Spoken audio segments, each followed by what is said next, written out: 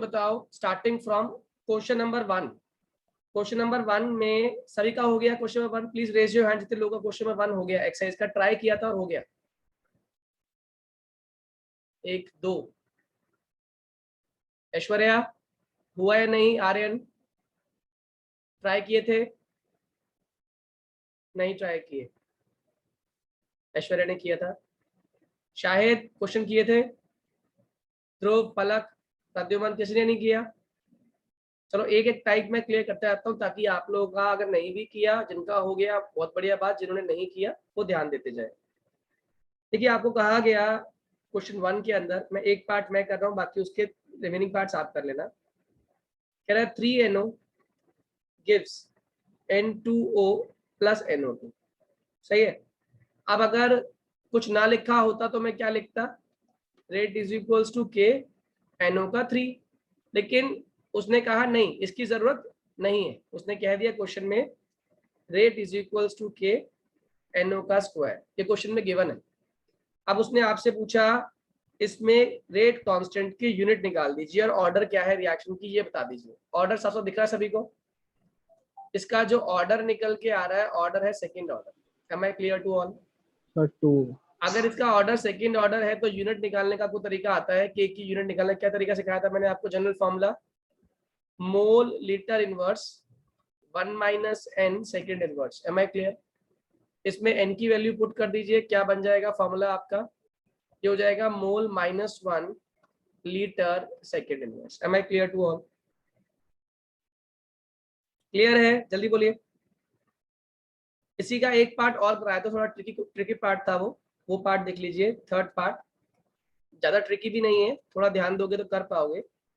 CH3CHO give CH4 plus CO। अब इसका अगर मैं रेट लिखता तो कुछ और लिखता, लेकिन इसमें इन्होंने दे रखा है रेट इज इक्वल्स टू के CH3CHO की पावर 3/2। तो ऑर्डर दिख रहा है सभी को? ऑर्डर कितना आ गया? ऑर्डर बोलिए। 3/2। और यूनिट निकालने के लिए फॉर्मूला आपको आता ही है, क्या हो जाएगा? Mole litre inverse 1 minus 3/2 second inverse. कितने लोगों को बात समझ आ गई? जल्दी बोलिए। Am I clear? अरे जल्दी बोलो हाँ या ना। Yes sir. तो इट इज सिंपली क्या बन गया? Mole -1/2 litre half, right? Second inverse. कितने लोगों को क्लियर है? ये स्टोरी समझ आ गई? Next coming to question number 2। बढ़िया क्वेश्चन है क्वेश्चन नंबर 2।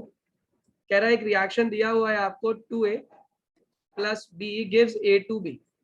ये एक रिएक्शन है जिसमें रेट की वैल्यू दी हुई है KAB²। समझने की जरूरत यहां पर है, जहां पे K की वैल्यू दे दी आपको 2 × 10⁻⁻6। उसमें क्या दिया? इनिशियली A की कंसंट्रेशन 0.1 मोल पर लीटर है, मतलब वो तो यूनिट होती है कंसंट्रेशन की। और B कितना है इस समय इनिशियली? 0.2। उसने कहा also calculate the reaction rate. हमें क्या निकालना है? रेट निकालना है when A is reduced to 0.06। आप बताइएगा विधि, इसका मतलब क्या है? रिड्यूस टू मतलब A की क्या गिवन है आपको? Initial value, final concentration. Initial कैसे हो गई? इनिशियल तो दे रखा आपको 0.1 और ये भी कह दिया कि A कितना रिड्यूस हो गया? 0.06। मेरी बात समझ आ रही है? सबसे पहले मैं क्या करने वाला हूं, जो मुझे गिवन है मैं उसकी हेल्प से सॉल्व करने वाला हूं। और क्या सॉल्व करूंगा ये देखिएगा। सबसे पहले मैं इनिशियल कंडीशंस की हेल्प से रेट निकालूंगा। तो रेट का फॉर्मूला हो गया रेट इज इक्वल्स टू के की वैल्यू कितनी है? 2 × 10⁻⁻6। ए कितना है हमारा? 0.1, पावर कितनी है? 1। बी कितना है? 0.2, पावर कितनी है? स्क्वायर। रेट सॉल्व कर लूंगा। अगर सिंपली मल्टीप्लाई कर तो ये 4 हो गया, 2 हो गया, ये 8 हो गया। 0.2 है तो 10⁻⁻1, ये सॉल्व करने पे ये -6, ये 10⁻1 -9 आ जाएगा। ठीक है, ये आपका पहला रेट आ गया। लेकिन मजेदारी वाली बात यहां से समझने की है, क्वेश्चन को ट्रिक उसने यहां से किया है। आपका क्वेश्चन जो ट्रिक हो रहा है ना, वो इस बात से यहां से ट्रिक हो रहा है यहाँ पे आपको ए का फाइनल दे दिया उसने, लेकिन बी का बताया नहीं। क्यों बच्चों? तो अब ए का बता के बी का कैसे निकालूं? आप नोटिस कर रहे हैं कि ए पहले कितना था? ए पहले 0.1 था, अब ए कितना हो गया है? 0.06। बताओ ए ने कितना लॉस किया? लॉस इन ए 0.94 0.1, 0.1 माइनस 0.06 कितना हो जाएगा? जल्दी बोलो। 0.94 94 कैसे हो जाएगा बेटा? 10 में से 6 माइनस करेगी तो 10 में सर 1 के 0.1 माइनस 0.06 करियो एक बार। 10 में से 6 तो ठीक है माइनस, सर। ठीक है, 0.04 आ गया। यानी ए में कितना लॉस आ रहा है? 0.04। मेरी बात समझ आ रही है?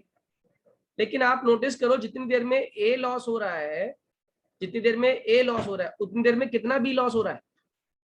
बी स्क्वायर है ना, मतलब सॉरी, जितनी देर में आपको दिखाई दे रहा है ए और बी की बात कर रहे हैं, ए में दुगना है, बी का आधा। यानी जो हम ए निकाल रहे हैं वो 0.04 कितने मोल के लिए? अगर ए और बी की बात करें तो ये 2a बेसिकली 0.04 को रिप्रेजेंट कर रहा है। हाँ या ना? जल्दी बोलिए मेरी हाँ या ना, बात समझ आ रही है नहीं? अरे जो 0.04 है ये किसको रिप्रेजेंट कर रहा है? ये 2a को रिप्रेजेंट कर रहा है। मेरी बात समझ आ रही है? Yes sir. तो यानी कि अगर a की बात करूँ, क्योंकि 2a जितनी देर में 2a रिएक्ट कर रहा है उतनी देर में कौन रिएक्ट कर रहा है? b। या ये भी कह सकते हो आप सिंपली कि जितनी देर में ए ने 2a ने, यानी कि ए की वैल्यू बात करें तो ए कितना लॉस कर रहा है? 0.04 अपॉन 2, दैट इज 0.02। यानी बी भी कितना लॉस करेगा? B will also reduced by कितना? 0.02। कितने लोगों को ये बात समझ आ गई? Yes sir. ये बात कितने लोगों को समझ आ रही है? क्योंकि यहाँ पे 2a है और यहाँ पर b है, तो 2a, क्योंकि ए की उसने कंसंट्रेशन दी है, मोल्स की बात नहीं कर रहा है, लेकिन हम तो रिएक्शन के हिसाब से मोल्स को भी काउंट करेंगे ना। 2a मिलके 0.04 का लॉस कर चुका, यानी कि ए की बात करें तो कितना लॉस कर चुका है वो? 0.02। क्योंकि हम जो रेशियो निकालते हैं वो रेशियो कितना आ रहा है? 2:1। लेकिन अगर मैं a:b की बात कर रहा हूं तो ऑब्वियस सी बात है रेशियो कितना है? 1:2। कितने लोग को ये बात समझ आ गई? अरे 2a:b का रेशियो 2:1 है, तो a:b का रेशियो कितना हो जाएगा? 1:2। तो अगर मेरे को कह रखा है उसने कि ए के अंदर 0.04 का लॉस है, तो बताओ बी में कितना लॉस होगा? 0.04/2। आप समझ आ गया? ऐसे कर लो, जल्दी बोलो। Yes sir. आप मुझे बताओ, इतना लॉस हुआ है बी के अंदर, तो बताओ बी का फाइनल कंसंट्रेशन कितना हो गया? What is the final concentration of B? 0.18 0.2 minus 0.02. बहुत बढ़िया, 0.2 माइनस 0.02, ये कितना हो जाएगा? 0.18। हाँ या ना? जल्दी बोलो। Yes sir. Yes, sir. ये सारी कहानी इसी के लिए थी। क्यों? अब क्या करना है? खाली रेट इज इक्वल्स टू के ए, और साथ में क्या है आपका? B square. के की वैल्यू तो वही है, 2 × 10⁻⁶। ए आपको दे दिया था कितना? 0.06, और बी कितना है? 0.18 का स्क्वायर। बात समझ आ गई? हाँ या ना? Yes sir. Clear to all? सब बच्चों को समझ आ गया? Please raise your hand. Very important question, very very very important question. ये क्वेश्चन समझ आ गया, समझो आपको काफी चीजें समझ आ गई इस चैप्टर की।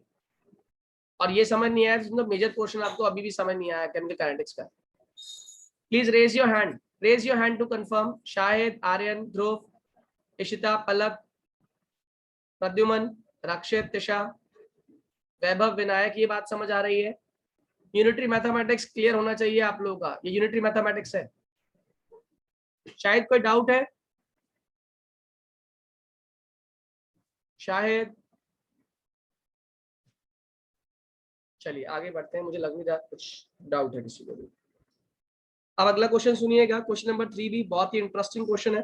थोड़ा ट्विस्ट दे दिया क्वेश्चन के अंदर। उसने कहा NH3 की डीकंपोजिशन फॉलो करती है जीरो ऑर्डर। क्या फॉलो करती है?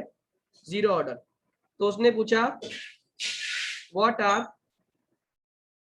रेट्स ऑफ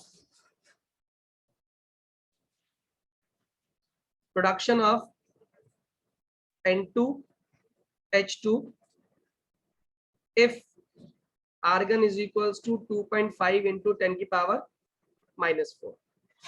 ठीक है, अगर हमें क्या रखा है, इफ वैल्यू ऑफ के की वैल्यू दे रखी है, सॉरी मैंने क्या लिख दिया, इफ के इज, आपको के की वैल्यू 2.5 इन 10 का -4 वैल्यू दे रखी है आपको। ठीक है, आप मुझे ये बताइए सबसे पहले ये कौन सा रिएक्शन का, इसकी जो रिएक्शन है वो होगी क्या? Sir, decomposition NH3 gives N2 plus H2. यही पढ़ा था हम लोगों ने, NH3 gives N2 plus 3H2, basically N2 plus 3H2 gives 2NH3, तो NH3 gives N2 plus 3H2, लेकिन उसने बात करी है 1 मोल के लिए, तो पूरी इक्वेशन को मुझे क्या करना पड़ेगा, 2 से डिवाइड करना पड़ेगा, तो it is NH3 gives N2/2 plus 3/2 H2। Am I clear to you? हाँ या ना, जल्दी बोलिए। इस रिएक्शन का रेट लिखना आपको आता ही है, रेट वही है जो स्टार्टिंग की थी हम लोगों ने, rate is equals to minus dNH3/dt is equals to minus, sorry plus half dN2/dt is equals to plus 3/2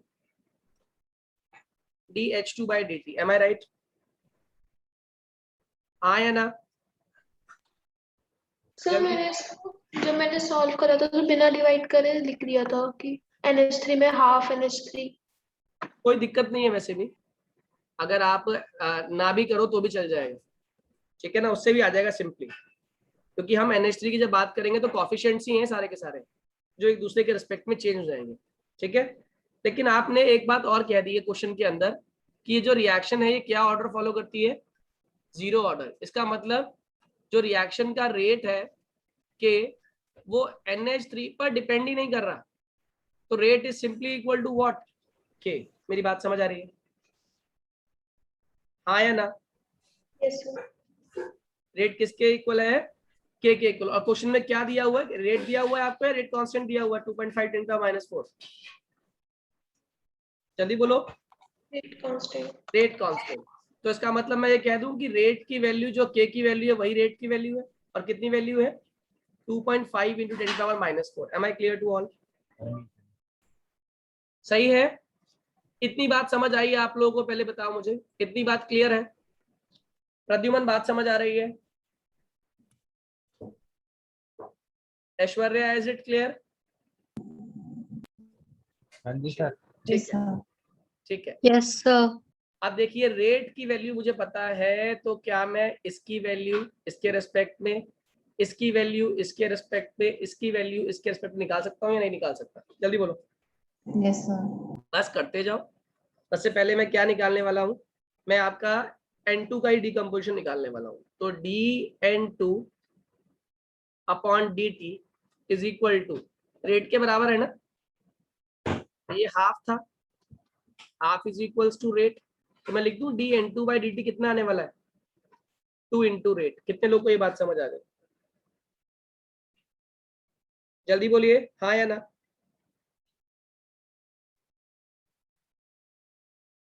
बच्चों बात समझ आ रही है या नहीं आ रही है? Yes yes sir. ऐसी बाकी निकाल से जरा, निकाल पाओगे या नहीं? जो भी निकालने के लिए कहा वो निकाल दो। आप rate of production of N2 भी निकाल सकते हो, rate of production of H2 भी निकाल सकते हो इस पर्टिकुलर फॉर्मूला की हेल्प से। Am I clear to all? आगे बढ़ो। Yes sir.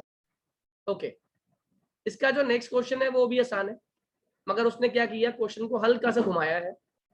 उसने कहा एक रिएक्शन है जिसमें dimethyl ether leads to formation of CH4। एक ईथर है हमारा, और ईथर से क्या बन रहा है, CH4 बन रहा है, H2 बन रहा है और CO बन रहा है। और उसने कहा जो इसका रिएक्शन का रेट है that is simply equal to CH3OCH3 dimethyl ether की पावर 3/2। ठीक है, तो उसने कहा इस रिएक्शन का जब मैंने रेट निकाला इन टर्म्स ऑफ प्रेशर, क्योंकि हम प्रेशर की बात कर रहे हैं, तो रेट इज इक्वल्स टू के प्रेशर ऑफ CH3O की पावर 3/2। कोई दिक्कत? जल्दी बोलो। कह रहा है अगर हम प्रेशर को मेजर कर रहे हैं, प्रेशर को मेजर कर रहे हैं बार में, टाइम को नाप रहे हैं हम लोग मिनट्स में, और उस समय पूछ रहा है आपसे रेट की यूनिट क्या होगी और रेट कांस्टेंट की यूनिट क्या होगी। मुझे आर और के की यूनिट निकालनी है। सही है, आप मुझे बताओ पहले रेट की यूनिट। रेट क्या होता है? Change in concentration per unit time. Am I clear or not? Yes, sir. लेकिन यहाँ पे गैस है, यहाँ पर क्या है? गैस। तो यहाँ पे मोलारिटी काउंट नहीं होगी। यहाँ पर हम क्या लेंगे? अगर बात करें तो प्रेशर की बात हो रही है, प्रेशर की यूनिट क्या है? बार। तो बताओ रेट की यूनिट क्या आने वाली है? बार पर मिनट। कितने लोगों को मेरी बात समझ आ रही है? जैसे आप रेट निकालते थे तो फॉर्मूला क्या था? मोल पर लीटर। लेकिन मोल कब लेते थे? When we were talking about the concentration term. लेकिन यहाँ पे हम कौन सी टर्म की बात कर रहे हैं? यहाँ प्रेशर टर्म की बात कर रहे हैं, क्योंकि ऊपर प्रेशर है और नीचे टाइम टू टाइम तो सेम ही रहेगा। बस प्रेशर को हम कंसंट्रेशन में नहीं नाप सकते ना, हम किस में नापते हैं? बार में नापते हैं। इसलिए फॉर्मूला क्या हो गया? बार पर मिनट। कितने लोग को ये बात समझ आ गई रेट वाली? कितने लोगों को रेट वाली कहानी समझ आ गई? जल्दी raise your hand, quickly raise your hand. थोड़ा रिस्पॉन्ड किया करो आप लोग भी ना, आइडिया होता है इससे कि समझ आया है नहीं। तो फिर ये 3/2 का क्या रोल है? अभी कोई रोल नहीं है उसका, अभी कोई रोल नहीं है, अभी तो सिंपली रेट की बात कर रहे हैं। वो रेट Okay. कांस्टेंट में काम आएगा। ठीक है, आप देखो रेट कांस्टेंट कैसे निकालूंगा। के की वैल्यू निकालनी है, तो बताओ के इज इक्वल टू कितना हो जाएगा? पी CH3O CH3 की पावर 3/2 अपॉन रेट। मेरी बात समझ आ रही है? हाँ या ना? Yes, sir. अब बाकी सॉल्व कर लोगे। यहाँ पे क्या हो जाएगा? अगर मैं यहाँ से के की वैल्यू उल्टा कर दिया मैंने, मुझे के निकालना तो डिवाइड में आएगा ये आर अपॉन। ठीक है, आर की वैल्यू कितनी है? बार पर मिनट, और नीचे क्या है? बार की पावर 3/2। सॉल्व कर लो। कितने लोग को ये बात समझ आ गई? अरे कुछ भी नहीं है, ये बार 1 है, ये बार ऊपर जाएगा तो -3/2 है। 1 और -3/2 कितना होता है? बार की पावर -12, और पर मिनट मतलब मिनट इनवर्स। कितने लोग को पूरी बात समझ आ गई? Am I clear to all? ये क्वेश्चन समझ आ गया सभी बच्चों को? Yes. Vidhi, Ishita, Shahid, Aryan, is it clear? Palak, Yes, sir. Pradyuman, Vaibhav, Vinayak, समझ आ Yes, रहा है? sir. गुड। अगर ये समझ आ गया तो इससे अगला क्वेश्चन मैंने उस दिन आपको लिखवाया भी था। कौन कौन से फैक्टर्स हैं जिसपे रेट ऑफ रिएक्शन डिपेंड करता है? आपने कहा था कंसंट्रेशन के ऊपर, आया ना? कंसंट्रेशन डायरेक्टली डिपेंड करती है रेट पे। फिर आपने कहा था टेम्परेचर, ये भी डायरेक्टली डिपेंड करता है रेट पे। और आप इसमें एक बात और लिख सकते हो, एवरी 10 डिग्री सेल्सियस राइज करने पे क्या होता है? रेट ऑफ रिएक्शन क्या होता है? कल लिखवाया था, गेट्स डबल्ड। भूल गए, रिवाइज नहीं किया। इसका मतलब हर 10 डिग्री सेल्सियस राइज करने पे रिएक्शन का रेट क्या होता है? डबल। तो पहला है कंसंट्रेशन, दूसरा टेम्परेचर, तीसरा कैटलिस्ट। बताओ क्या लिखवाई थी लाइन कैटलिस्ट के लिए? Alter the बहुत reaction. बढ़िया, alter the rate of reaction. ये रेट को ऑल्टर करता है। क्लियर है? और इसके बाद आता है आपका नेचर ऑफ रिएक्टेंट। अब ये भी इंपॉर्टेंट है बच्चों, ये भी एक ऐसा फैक्टर है जिसे हम मिस नहीं कर सकते। नेचर ऑफ रिएक्टेंट जब बात करते हैं तो ऑब्वियस ही बात है कि जब हम गैस की बात कर रहे हैं तो गैस सरफेस पे जल्दी चिपकेगा इन कंपैरिजन टू सॉलिड के। ठीक है, या गैस के पार्टिकल ज्यादा फ्री हैं, जल्दी कोलाइड करेंगे इन कंपैरिजन टू सॉलिड के। Am I clear? आया ना? तो आप लिख दोगे it also affects the rate of reaction. कोई इसमें रिलेशन नहीं है, लेकिन हाँ ये अफेक्ट करता है। रिलेशन मतलब डायरेक्ट और इनडायरेक्ट रिलेशन नहीं है, या ये नहीं बोलोगे इनवर्सली डायरेक्टली, मगर आप बोलोगे नेचर का एक बहुत बड़ा रोल है। अगर गैस है तो जल्दी रिएक्ट कर रही है, पार्टिकल जल्दी कोलाइड कर रहे हैं इन कंपैरिजन टू लिक्विड और सॉलिड। और एक इंपॉर्टेंट पॉइंट जो आप लोग सभी जानते हैं और क्लास 9 से पढ़ते आ रहे हो, जिसको हम लोग बोलते हैं सरफेस एरिया। जितना सरफेस एरिया ज्यादा होगा उतना रेट ऑफ रिएक्शन ज्यादा होगा। इसको मैंने एग्जांपल देके समझाया था कि अगर एक चाय को आपने पीना है तो आप प्याली में डाल के चाय को पिएंगे तो क्या होगा कि चाय जो होगी आपकी जल्दी ठंडी हो जाएगी इन कंपैरिजन टू अगर आप एक कप में या ग्लास में चाय पीने की कोशिश करते हो। मेरी बात समझ आ रही है? क्यों? आपने क्या इंक्रीज कर दिया? Surface area.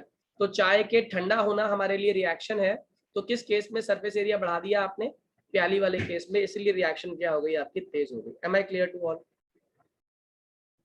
Yes, sir. Question number 6 मैंने आपको जब समझाया था, सर प्रेशर भी होगा ना? प्रेशर भी कर सकते हैं वो, लेकिन प्रेशर का इफेक्ट ना अलग अलग सब्सटेंस पे अलग अलग होता है।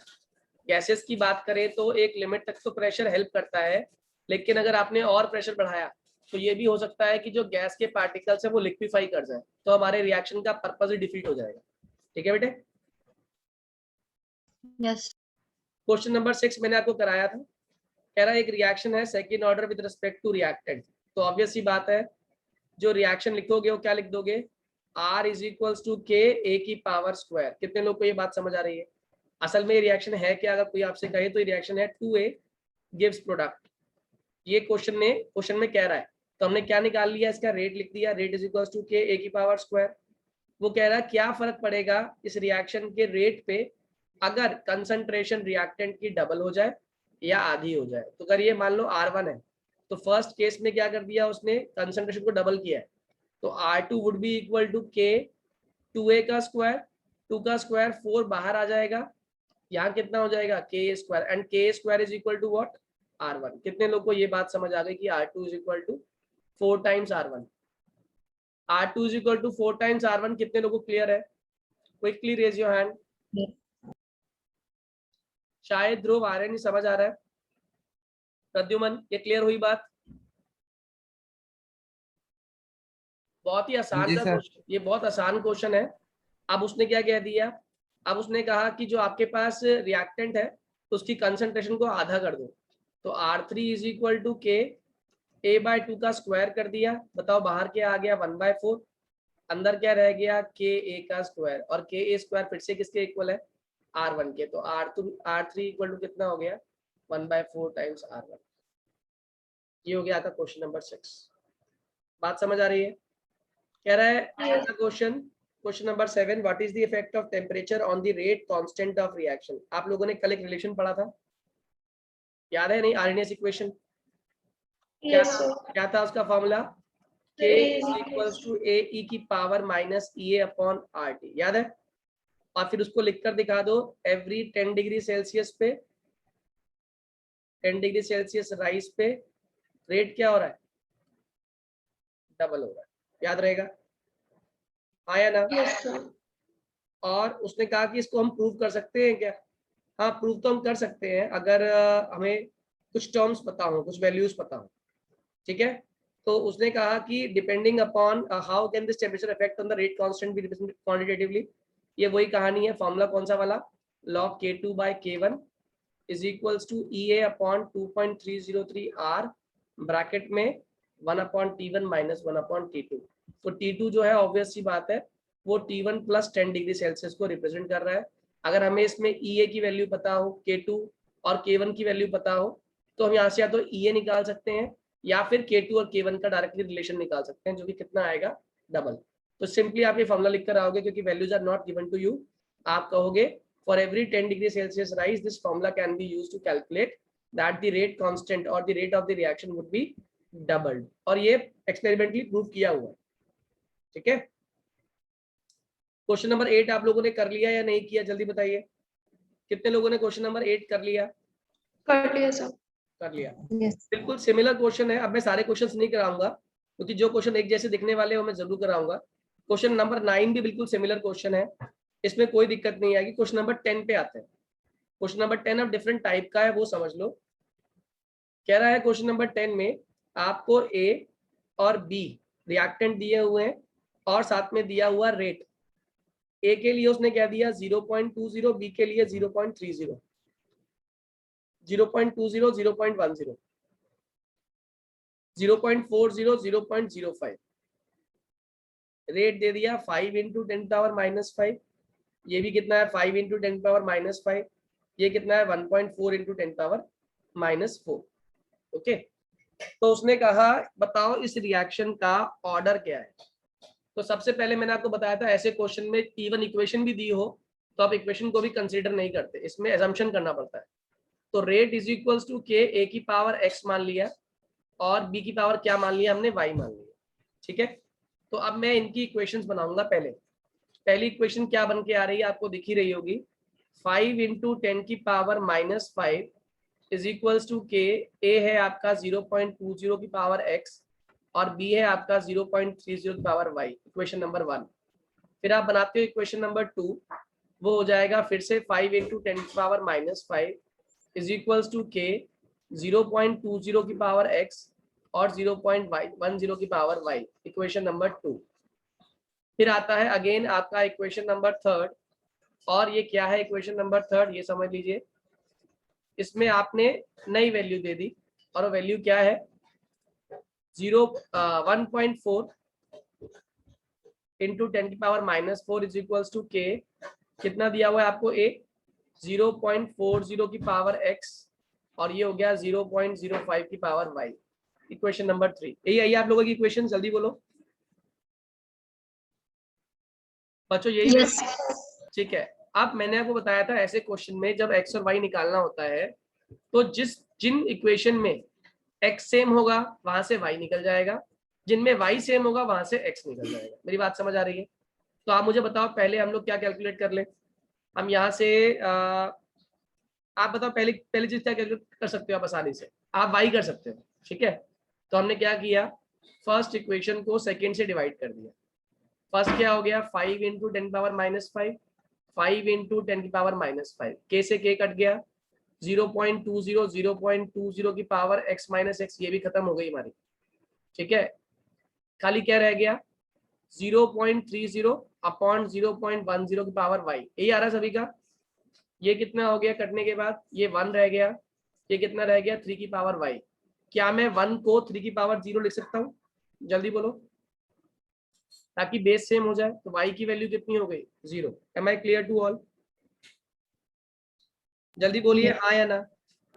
Yes, sir. ठीक है। अब अगली इक्वेशन, अब यहाँ पे हमें दो अलग अलग वैल्यूज दी हुई हैं, तो हम क्या करने वाले हैं, R3 इक्वेशन जो दे रखी है इसको R2 से डिवाइड करते हैं, क्योंकि ये सिंपल तरीके से नहीं आया होगा आपका।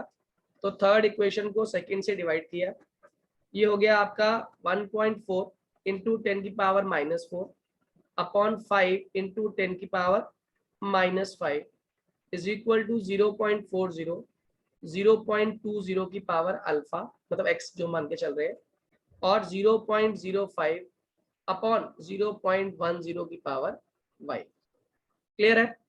अब मुझे आप बताओ ये 1.4 अपॉन 1.5 वाली जो वैल्यू है इसको हम डिवाइड करते हैं नियरली, ये बेसिकली 10 का -5 है ना, 10 का -5 को 10 का -4 में कन्वर्ट कैसे करेंगे, जल्दी बोलो। 10 की पावर -5 को -4 ये हो जाएगा लगभग 0.5। कितने लोग को ये बात समझ आ गई?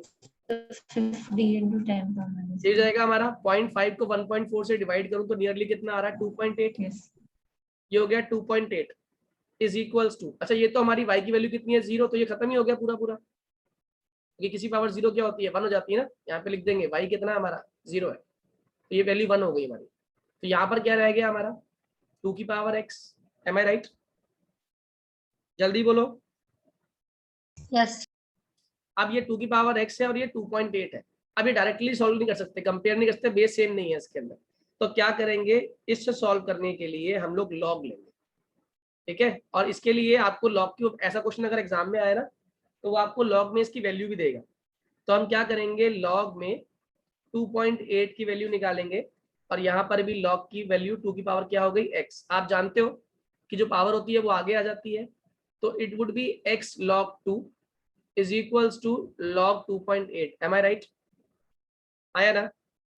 आपकी सहूलियत के लिए मैं आपको log 2.8 की वैल्यू बता रहा हूँ।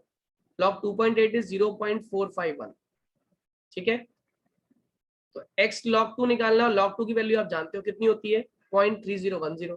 तो बताओ x की वैल्यू निकल के आ गई, x would be equal to 0.451 upon 0.3010 या 301 नियरली, ठीक है। तो ये 0.45 है और ये 0.3, नियरली कितना हो जाएगा 1.5 टाइम्स। देखो डिवाइड करके 0.3 0.45 है तो नियरली कितना आ रहा है 1.5 टाइम्स। तो हमारे जो x की वैल्यू है 1.5 है, तो अब मैं इसे पुट करता हूँ, rate is equals to k a की पावर x और b की पावर y में। b की पावर y तो 0 है, इसका मतलब आप मुझे बताओ इस रिएक्शन का ऑर्डर कितना है, जल्दी बोलो ऑर्डर कितना आया 3/2। कितने लोग So को 1.5. कितने लोग को बात समझ आ गई? हाँ या ना? तो उसने पूछा order with respect to A and order with respect to B. आप लिख कर आओगे order with respect to A कितना आ रहा है 3/2 और order with respect to B कितना आ रहा है 0। Am I clear to all? जल्दी Yes, बोलिए। sir. बिल्कुल एग्जैक्टली सेम क्वेश्चन है, क्वेश्चन नंबर 2.4.11। इसमें भी आपको सेम तरीका फॉलो करना है, ना हो तो मुझसे कल पूछ लेना, ठीक है। सिमिलरली 4.12 भी आप कर पाओगे। अब आते हैं नेक्स्ट टाइप पे, जिसका नाम है क्वेश्चन नंबर 4.13। ये क्वेश्चन भी आप लोगों ने पहले किया हुआ है। आपसे कहा गया हाफ लाइफ निकाल दो। हाफ लाइफ निकालनी है और आपको 2 पार्ट दे दिए, एक पार्ट मैं कर रहा हूँ, दूसरा आपने आप कर लेना। आपको कह दिया 2 मिनट इनवर्स हाफ लाइफ दे रखा है, ठीक है। नहीं, हाफ लाइफ ये निकालना है आपको, रेट कांस्टेंट की वैल्यू दे दी, के की वैल्यू, ये रेट कांस्टेंट है, के इज इक्वल्स टू ये वैल्यू दी हुई है। तो आपसे क्या निकालने के लिए कहा, T half. What is the formula of T half? आप जानते हो, T half is equal to 0.693 upon K. कितना है के की वैल्यू? के की वैल्यू है 2। तो जो भी आंसर आएगा वो किस में आ जाएगा हमारा, जल्दी बोलो। मिनट्स में। minutes में. कितने लोगों को क्लियर हो गई ये बात, टी हाफ की value? Am I clear to all? जल्दी बोलिए। Yes, sir. स्टोरी समझ आ रही है? फॉर्मूला याद होगा तो 2 मिनट का काम है, क्योंकि इससे अगले वाले पार्ट में भी उसने 4 साल दे दिया। उसने कह दिया हाफ लाइफ कितनी दी हुई है आपको, हाफ लाइफ निकालनी है, रेट कांस्टेंट कितने दिया आपको 4 ईयर इनवर्स, यानी कि सेकंड पार्ट में उसने आपको बोल दिया 4 इयर्स इनवर्स। आपको टी हाफ निकालना है, तो सेम कहानी, T half is equal to 0.693 upon K, that is 0.693 upon time कितना हो गया 4। क्लियर है? Yes, sir. ठीक है। अगर ये क्लियर है तो इसी पर बेस एक और क्वेश्चन आपको कराता हूँ, हाफ लाइफ पर ही बेस्ड है, क्वेश्चन नंबर 14। ये भी हालांकि हमने किया हुआ क्वेश्चन है, आप एक बार देख लीजिए फिर से। कह रहा है हाफ लाइफ कार्बन 14 की दी हुई है आपको 5730 ईयर्स, ये हाफ लाइफ दी हुई है आपको, ठीक है। और उसने कह दिया an archaeological artefact containing wood had only 80% of the floating carbon. उसके पास अब है कितना, हैव ओनली 80%। तो बताओ ये रिड्यूस टू है, रिड्यूस बाय है? Reduce to Reduce to. बिल्कुल सही है। क्वेश्चन सॉल्व कर दो बस खाली। अब क्या करोगे, बेसिकली टी हाफ का इस्तेमाल करो पहले। T half is equals to 0.693 upon K, right? हाँ या ना? कितना है आपका टी हाफ, के निकाल लो यहाँ से। कितना है टी हाफ 5730, डिवाइड कर लोगे? जल्दी बोलो। Yes, sir. यहाँ से के निकाल लिया, उठा के कहाँ पुट करने वाला हूँ मैं? इसे उठा के पुट करूंगा किस इक्वेशन में, फर्स्ट ऑर्डर काइनेटिक्स में। first order. क्या होता है वो, k is equals to 2.303 upon T log A naught upon 80/100 of A naught. कितने लोगों को क्लियर है? आया ना? Yes, sir. कितना हो गया, k की वैल्यू आपने निकाली है 0.693 upon 5730 is equals to 2.303 upon T, और ये हो गया 100/80, दैट इज इक्वल टू 5/4, और 5/4 होता है 1.25। इसकी वैल्यू भी आपको क्वेश्चन में जरूर देगा। मैं बताता हूँ आपको, लॉग 1.25 की वैल्यू होती है 0.96, ठीक है। तो लॉग 5/4 इज बेसिकली 1.25। तो ये वैल्यू आपको टी की निकालनी है, सब कुछ पता है आपको, ये पता है, ये पता है, ये पता है, और ये भी पता है आपको, लॉग 1.25 की वैल्यू भी पता है। Am I clear to all? Yes. Question number 4.15 छोड़ देना, ऐसे क्वेश्चंस आपके सिलेबस पे नहीं है। क्वेश्चन नंबर 16 पे आ जाइए। सभी ने कर लिया होगा 16 क्वेश्चन, एक बार रीड करिए, एक बार 16 क्वेश्चन कर पा रहे हैं या नहीं, जस्ट रीड इट वंस, एक बार रीड करिए क्वेश्चन नंबर 16। हो जाएगा सर, आपने कराया हो था। जाए, मैंने कराया भी था, और कितने लोगों ने ये ट्राई किया? मैंने कल आपको इसलिए कहा था, सजेशन दिया था कि एक बार क्वेश्चन ट्राई कर लेना, आज की क्लास में आपको अच्छा लगेगा, लेकिन आप लोगों ने ट्राई नहीं किया। वही इसलिए try कर दिया था. हो गया ये? करा था, हो गया। कर लिया तो बहुत बढ़िया बात है। हिंट दे रहा हूँ, जिन्होंने नहीं किया वो कर लीजिएगा। कह रहा रेट कांस्टेंट दिया हुआ है रिएक्शन का 60 पर सेकेंड, ठीक है। उसने कहा how much time will it take to reduce the initial concentration of reactant to its 1/16 value. 1/16 value तक रिड्यूस होना है। तो बताओ ये रिड्यूस टू है, रिड्यूस बाय है? Reduce to. बात समझ आ रही है विधि? Yes sir. अब उठा के इस वैल्यू को, आपको k दे रखा है, आप उठा के वैल्यू पुट कर दीजिए। k is equals to 2.303 upon t log a0 upon a0 by 16। सब कुछ गिवन है आप लोगों को। बताइए क्या क्या गिवन है आपको, जल्दी बोलिए क्या क्या गिवन है। k की वैल्यू कितनी है? 60, तो t निकाल लो। t is equals to 2.303 upon 60 log 16, और log 16 की वैल्यू क्या होती है? 2.303 अपॉन 16 log 2 की पावर 4 आगे आ जाएगा।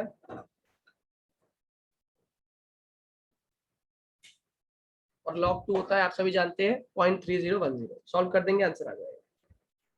क्लियर है? Yes sir. क्वेश्चन नंबर 17 बहुत अच्छा क्वेश्चन है, बहुत ही अच्छा क्वेश्चन। और इसमें छोटी छोटी कैलकुलेशंस है, वो बहुत ध्यान समझना आप लोग। ये वाला क्वेश्चन जनरली बच्चे गलत करके आते हैं, आप लोग गलती मत करना। कह रहा है एक एक्सप्लोजन हुआ, उसमें स्ट्रॉन्शियम जो है वो इस्तेमाल किया गया था, जिसकी हाफ लाइफ दे रखी है आपको। हमेशा क्वेश्चन पढ़ के जो वैल्यू गिवन है लिख लिया करो। 28.1 ईयर्स उसकी हाफ लाइफ दे दी उस पर्टिकुलर स्ट्रॉन्शियम की। कह रहा अगर 1 माइक्रोग्राम जो स्ट्रॉन्शियम है,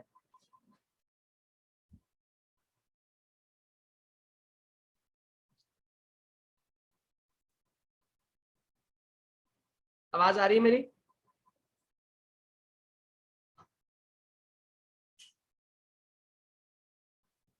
एम आई ऑडिबल? जल्दी बोलिए। अब आई आवाज, पहले नहीं आ रही थी, बीच में कट गई थी। ये 90 स्ट्रॉन्शियम वाली बात समझ आ रही है। टी हाफ 28.1 ईयर दे रखा है। उसने कहा 1 माइक्रोग्राम जो आपको स्ट्रॉन्शियम दिया हुआ, इसके लिए अगर ये किसी बच्चे के, बेबी के बोन्स में एब्जॉर्ब हो जाए तो ये वहां पर 10 साल तक रहता है, यानी कि इसका टाइम कितना दे दिया? 10 ईयर्स दे दिया। इसने पूछा बताओ कितनी, अगर अगर उस बच्चे की बोन्स में 10 साल बाद हम चेक करें कितना रहेगा, और उसी बच्चे की बोन्स में 60 ईयर्स बाद हम चेक करने, यानी जब वो 60 साल का हो जाएगा तो उसकी बॉडी में कितना स्ट्रॉन्शियम होगा, ये कैलकुलेट करना है। ठीक है, आपको इसका हाफ लाइफ दे रखा है 28.1 ईयर। बहुत ही बढ़िया क्वेश्चन है, ध्यान समझने की बात है। सबसे पहले तो आपको क्या दे रखा है, जो चीज गिवन है उसकी हेल्प लो।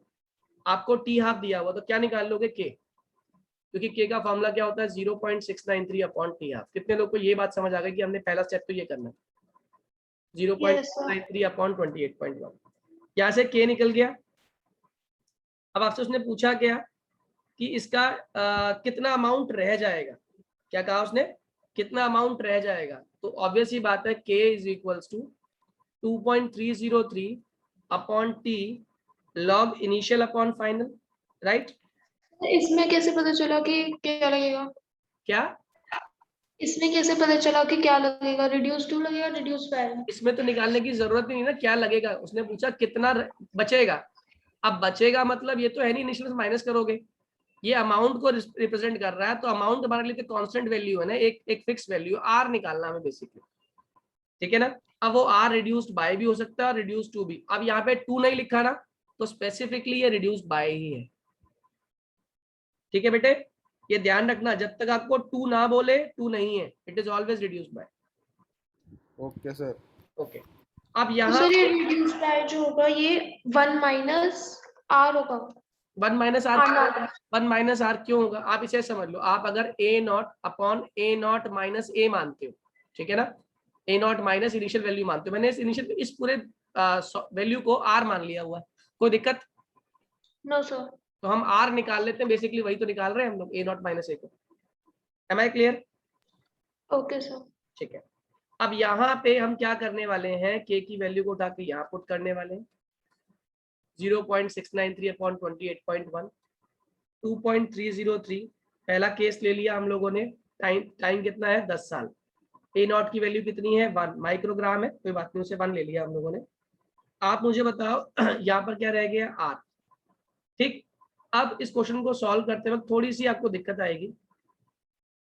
0.693 अपॉन 28.1 है इंटू 10 है अपॉन 2.303 है इक्वल्स टू log 1 है माइनस log r है। कितने लोग को ये बात समझ आ गई? जल्दी बोलिए। Yes, sir. log की प्रॉपर्टी होती है अगर दो चीज डिवाइड में हो तो वो माइनस में होती है। और log 1 कितना होता है?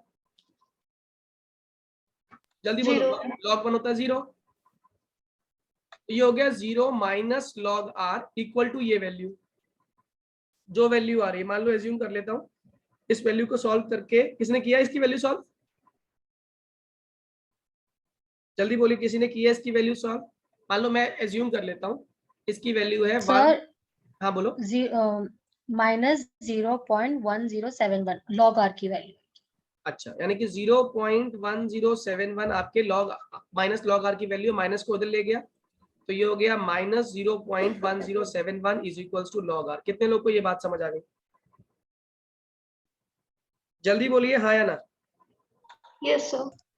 ठीक है, अब क्या होता है log r, मुझे तो r की वैल्यू चाहिए तो मुझे क्या करना पड़ेगा, दोनों तरफ एंटी लॉग लेना पड़ेगा। तो it would be anti log minus 0.1071 is equal to anti log, log हटाने से एंटी लॉग log r। कितने लोग को ये बात समझ आ गई? Taking anti logs on both sides. तो ये तो खाली r रह गया और यहाँ मुझे क्या निकालना है, एंटी लॉग निकालना है माइनस 0.1071 का, जिसकी वैल्यू आपको एग्जामिनर देगा। यहाँ से क्या निकाल लोगे? Am I clear to all? जल्दी बोलिए हाँ या ना। Yes, sir. पूरी बात फिर से एक बार रिपीट कर देता हूं। हमें इस क्वेश्चन में उसने क्या कह दिया, आपको हाफ लाइफ दे दी।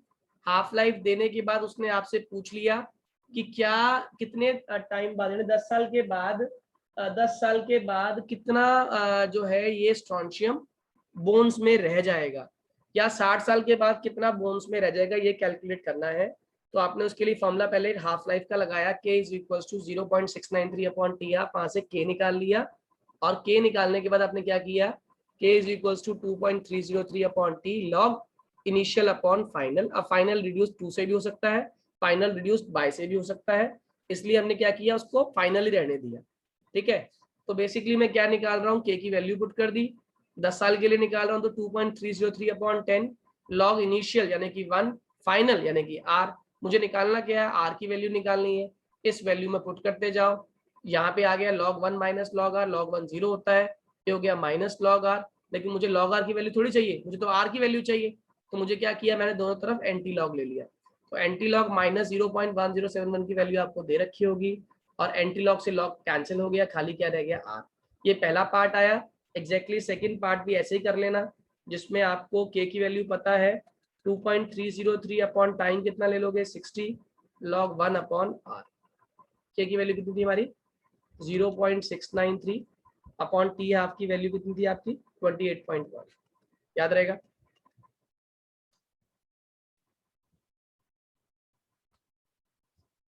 क्रॉस मल्टीप्लाई कर देंगे, सॉल्व हो जाएगा। Am I clear to all? पूरी स्टोरी समझ आ गई? Yes sir.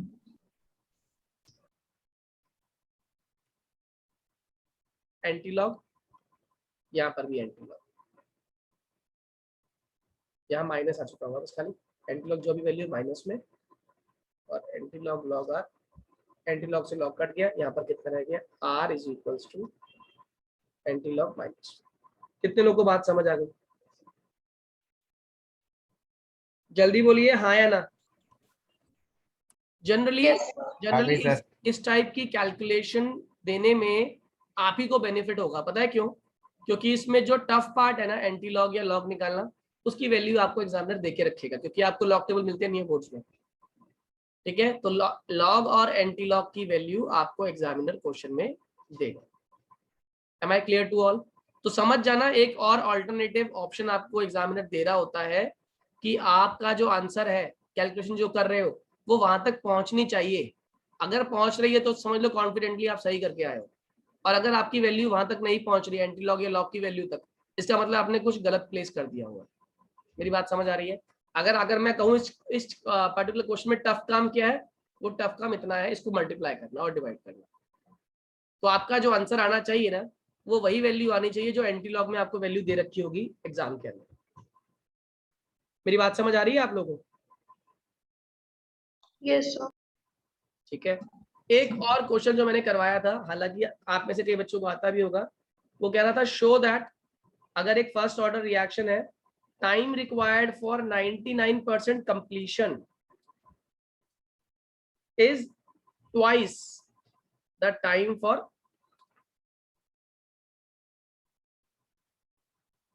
90% कंप्लीशन।